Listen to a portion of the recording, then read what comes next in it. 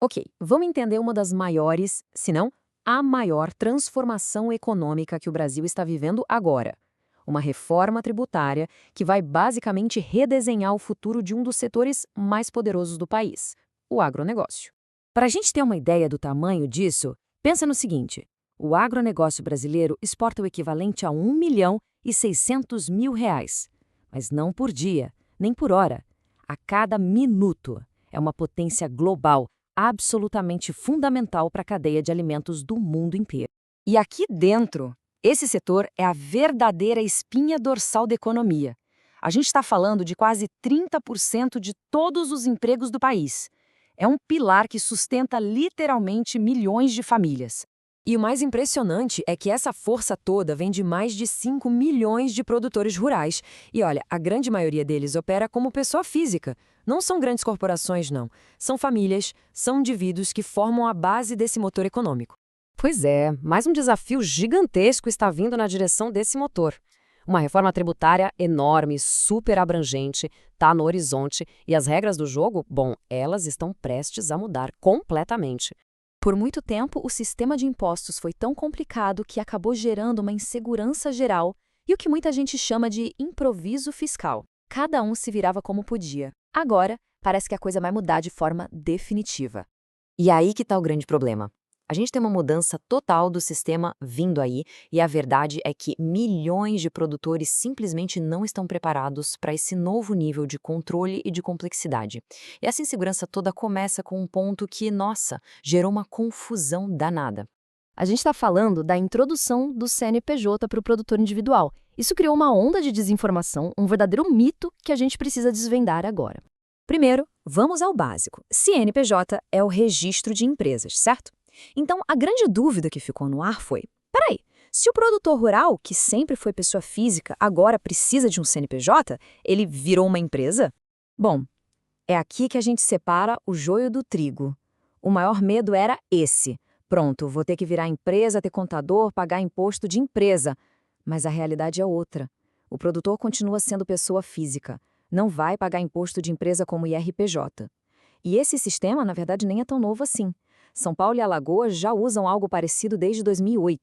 Na prática, o CNPJ vai funcionar mais como uma ferramenta administrativa, um novo número de identificação, o produtor continua declarando imposto de renda como pessoa física, não precisa abrir conta de empresa, a folha de pagamento dos funcionários continua ligada ao CPF dele. Enfim, é uma mudança de controle, não uma mudança na natureza jurídica de quem ele é. Certo. Então, se o CNPJ é mais uma questão administrativa, qual é a mudança de verdade? Onde que a coisa pega de fato? Bom, tá tudo na matemática dos impostos. A ideia central da reforma é, acima de tudo, simplificar. Basicamente, é pegar aquela confusão de 5 impostos diferentes, PIS, COFINS, IPI, ICMS, ISS, e substituir tudo por apenas 2 novos impostos sobre o valor agregado. A CBS, que é federal, e o IBS, que junta os impostos de estados e municípios. Com isso, entra em cena um sistema que a gente chama de não cumulativo. O que isso quer dizer? Que o imposto não vai mais sendo empilhado um em cima do outro em cada etapa da produção. Agora, o imposto que foi pago na compra dos insumos, sabe, sementes, fertilizantes, ele vira um crédito para abater do imposto que seria devido lá na venda do produto final.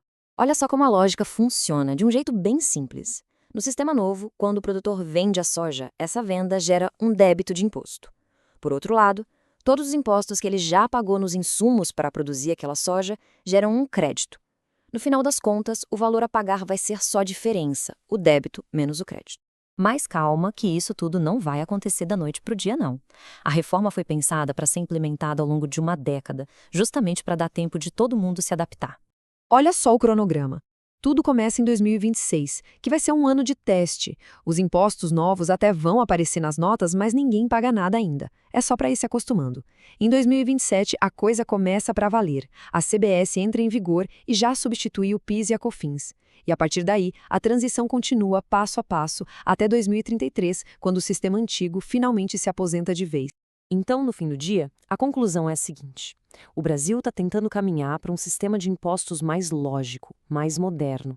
Só que a jornada para chegar lá exige uma adaptação gigantesca do setor mais importante da economia. É aquela história. Para ter simplicidade no futuro, vai ser preciso encarar uma boa dose de complexidade agora. E isso nos deixa com a grande questão, né? A promessa de um futuro fiscal mais simples. O caminho para chegar lá, no entanto, é bem complicado.